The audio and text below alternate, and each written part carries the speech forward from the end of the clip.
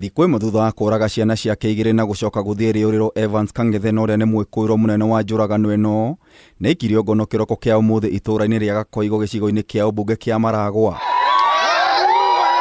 Na thutha wa mũingĩ kũmenyithio gũikio ngono gwake kanini na wa kanene maiyũrĩtwo nĩ marakara maingĩ, mekinya ceceni-inĩ ya borithi ya Gakoigo amwe makĩenda kuona mũndũrũme ũyũ na amwe makĩenda marekererio nĩguo mamũrage.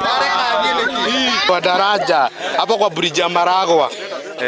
Tukamshika kisha kidogo hapo hivyo polisi za Maragua nini chief wa huku saidi ya Maragua akakuja akamshika na polisi wako akamleta huku nini Gakoigo station. Alikuwa na resist kushikwa. Hapana, alikuwa anakataa kushikwa juu hadi alikuwa anataka kunichapa. Mimi sijui venye chief alijua juu hadi tupata kwa rodi. Maabitha a borithi mauma na ihinda iritũ rĩa kũng'ethanĩra na aikari arĩa mekwendaga kũmũtunyũkithia kuma moko-inĩ mao. Kisa kama hiki venye tunaweza si kizuri, ni kisa yenye si mzuri hadi kidogo. Mtu kama huyo anafaa kuuawa, si kushikwa, tutapelekwa ndani, anafaa kumadwa.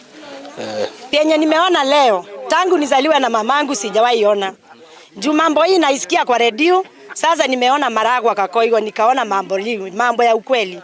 Mimi naweza sema kama mama, mtu aziwa anaacha watoto wandogo namna hiyo. Juu mambo hiyo nimeona sio mambo ya kawaida, hata nimelia machozi. Ng'ethe arekuirwo kũraga ciana ciake igĩrĩ iria nĩ Samuel Irongo wa mĩaka 7 na Brighton Mwangi wa mĩaka 3 itũũra-inĩ rĩa Mũgwanyoni gĩcigo-inĩ kĩa ũmbunge gĩa Kĩharũ mũthĩ wa ira. Ni kuuma na uma juu ya wamama venye wanapotea, wanaacha watoto kwa nyumba. Wanaachia wanaume hawa watoto kwa nyumba, na venye wanaume ni kitu kibaya, sababu mtu anafikiria mtoto wake na anaua, baada ende aache watoto na watoto wa survive.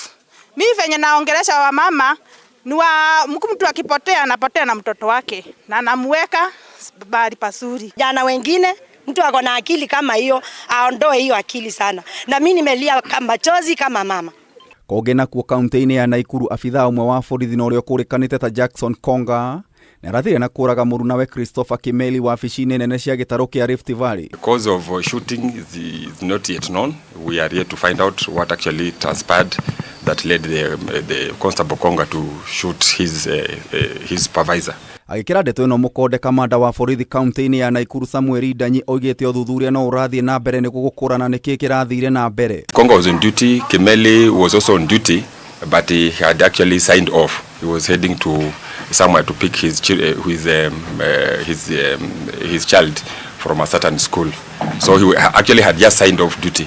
He was the duty officer of that particular formation, K9 formation. Oho Danyi oigĩte nĩ maikĩtie ngono Mwikuirwo nĩguo kũmũhũnga mahũri gũkũ makĩmũtunya mũcinga wake. We are yet to find out. Actually, we can't speculate for as at now his character, whether he was drunk or not.